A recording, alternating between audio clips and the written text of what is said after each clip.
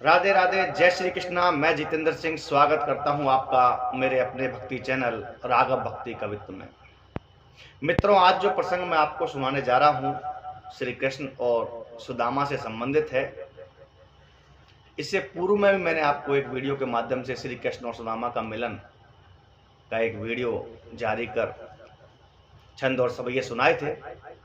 आज उसी क्रम को आगे बढ़ाते हुए सुदामा जी के और श्री कृष्ण के वार्तालाप और उनका वापस वृंदापुरी आकर के अपने झोंपड़ी को देखना आदि एक छंद और सवैयों के माध्यम से आप तक पहुंचाता हूं।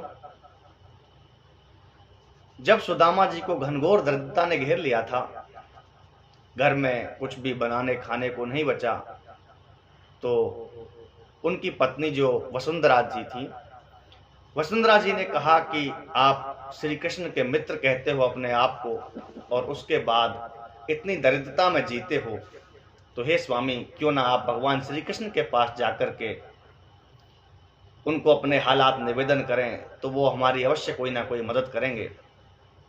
सुदामा जी लाख मना करते हैं, परंतु कहते हैं कि 3 हट सदा भारी रहते हैं, राजहट, बालहट और त्रियाहट। उनकी जो पत्नी थी, उन्होंने हट पूर्वक कहा कि आपको वहाँ जाना ही होगा, आप बहुत बड़ी बड़ी बातें करते हो, मेरे मित्र हैं, तो आपके मित्र आपकी नहीं सुने, ऐसा हो नहीं सकता। मजबूर होकर के सुदामा जी जाते हैं। सुने, सुदामा जी की पत्नी कहती है उनसे, सुदामा जी से, आप कही हम बाल सखा घनश्याम के संग रहे एक जोटी, खेलत संग पढ़े एक साथ ही, दंत कटी हमरी है रोटी।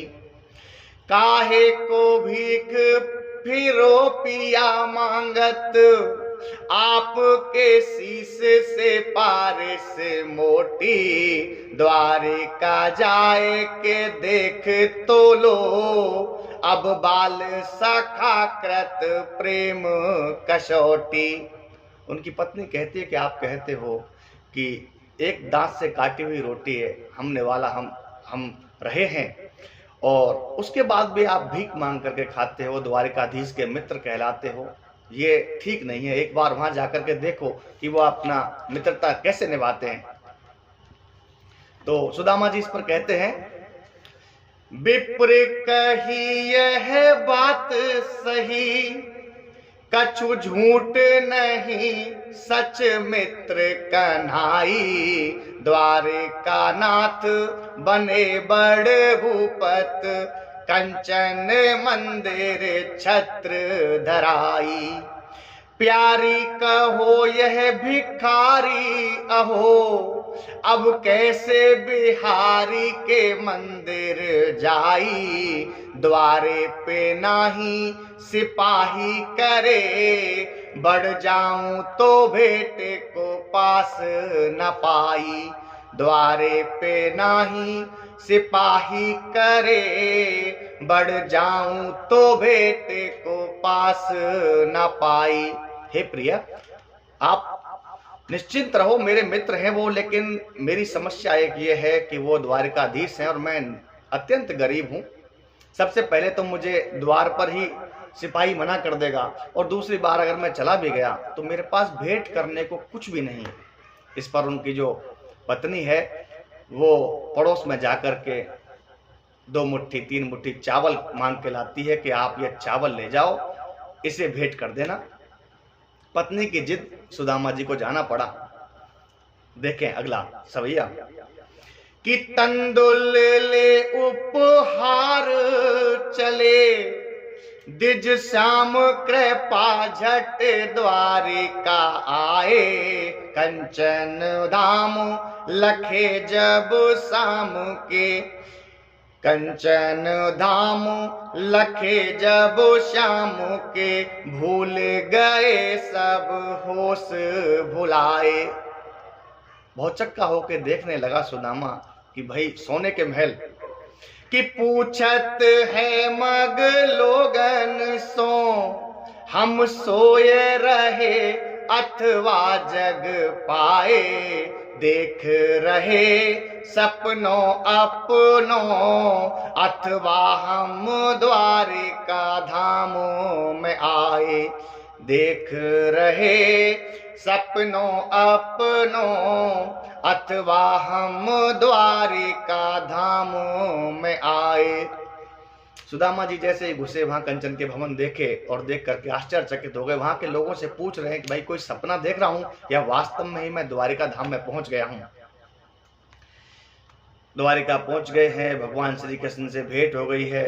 और सुनिए एक सवैया कि संग लिवाए गए नंद नंदन, संग लिवाए गए नंद नंदन, जाए सिंहासन आसन डारो, मित्र थकान गई उस आन ही, काना कृपा कर मित्र निहारो। श्री कृष्ण के देखने मात्र से सुदामा जी की थकान पूरी चली गई कि मित्र थकान गई उस आन ही, काना कृपा कर मित्र निहारो। कैसे गए मग भूल सखा, अरे मित्र कैसे रास्ता भूल गए। श्री कृष्ण पूछते हैं कि कैसे गए मग भूल सखा, अरु कैसे भयो अब ध्यान तिहारो, मित्र पवित्र पड़े पद पंकज, आन पवित्र है धामो हमारो, मित्र पवित्र परे पद पंकज, आन पवित्र है धामो हमारो। आज मेरा जो द्वारिका है धन्य हो गई मित्र आपके चरण रज पढ़ने से। बहुत आदर सत्कार किया और चावल की जो पोटली थी जिसे सुदामा जी छिपाने का प्रयास कर रहे थे उन्होंने देख लिया और देख करके उनसे छीन करके जब चावल को खाने लगे हैं तो देखिए कि चावल दाब के दो मुट्ठी चावल खा चुके थे कि चावल दाब के दोए मुट्ठी, तब तीसरी लेन लगे यदुराई, भीष्म सुताय है देख भजी, गही हाथ रही हरि को समझाई, दान करो द्विज के तिहूं लोकन, आप कहाँ बसिए हर जाई, भूले गए द्विज जात की बात, कहो भृगुलात की याद न आई, भूले गए द्विज जात की बात, कहो भृगुलात की याद न आई। दो मुट्ठी चावल जब श्री कृष्ण ने सुदामा के चबा लिए तो तीसरी मुट्ठी को जैसे ही लेने लगे तो तुरंत रुक्मणी जी ने हाथ पकड़ लिया।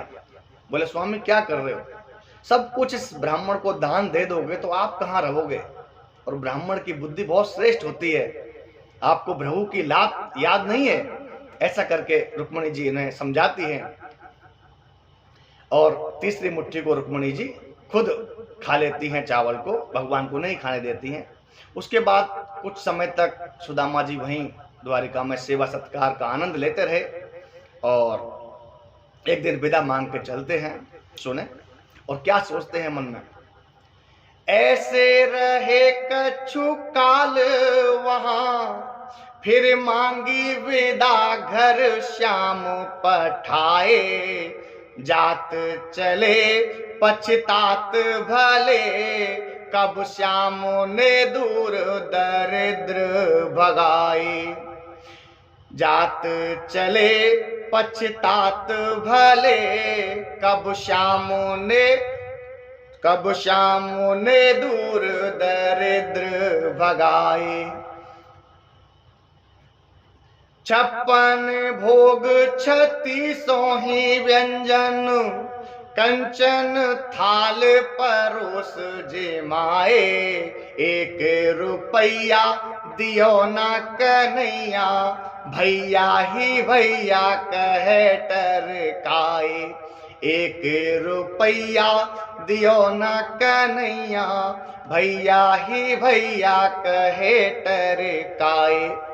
मन ही मन सुदामा जी सोचते हैं भाई कंचन जो सोने के थालों में भोजन करा दिया, लेकिन मेरा जो दरिद्र है उसको कब दूर किया उन्होंने, और 1 भी रुपया दिया नहीं, भैया भैया करते करते ही मुझे विदा कर दिया।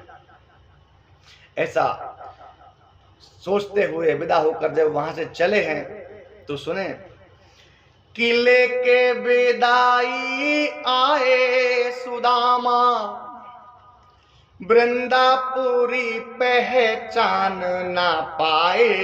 कंचन भवन विशाल बने, गजराज खड़े तहां शीस नवाए। भूल से आया मैं किस नगरी, हरे कृष्ण मेरी मति क्यों भर माए। हरस उठे सब नगर के वासी, मन भावनी कामनी मुस्काए। हरस उठे सब नगर के वासी, मन भावनी कामनी मुस्काए। सुदामा जी वृंदापुरी आ गए। आकर के उन्होंने देखा कि यहाँ झोंपड़ियां तो है ही नहीं, जो छोड़े गए वहां कुछ नहीं मिला, सारे भवन महल बन गए, हाथी घोड़े दास दासियां खड़े हुए हैं। तो मन में सोचते हैं कि मैं भूलवश किसी दूसरी नगरी में आ गया हूं। लेकिन थोड़ी देर बाद उन्हें उसके नगर के वासी और अपनी पत्नी मुस्कुराती हुई मिलती है, और पत्नी श्री कृष्ण का आभार व्यक्त करते हुए अपने पति से कहती है कि हे नाथ, श्री कृष्ण कृपा से नाथ मेरे, हम जग के सब वैभव हैं पाए। दीनों के नाथ उस दीनानाथ ने, सब नगरी के कष्ट मिटाए। दीनों के नाथ उस दीनानाथ ने, सब नगरी के कष्ट मिटाए। विप्र की आंख में आंसू भरे, विप्र की आंख में आंसू भरे, और चित्त में मित्र का चित्र रमाए। नभ से देव सुमन बरसे, और नर नारी जयकार लगाए। नभ से देव सुमन बरसे, और नर नारी जयकार लगाए। श्री कृष्ण ने सुदामा जी को बिना मांगे वो सब कुछ दे दिया, जिसकी एक व्यक्ति विशेष को क्या देवों को भी आवश्यकता हो, वो चीज सुदामा जी को दी। और वास्तव में सुदामा जी की भक्ति बहुत ही प्रशंसनीय है, और ऐसे ही श्री कृष्ण देने वाले हैं। बहुत ही आनंद आया मुझे, उम्मीद करता हूँ आपको पसंद आएगा। जय श्री राधे, जय श्री कृष्ण।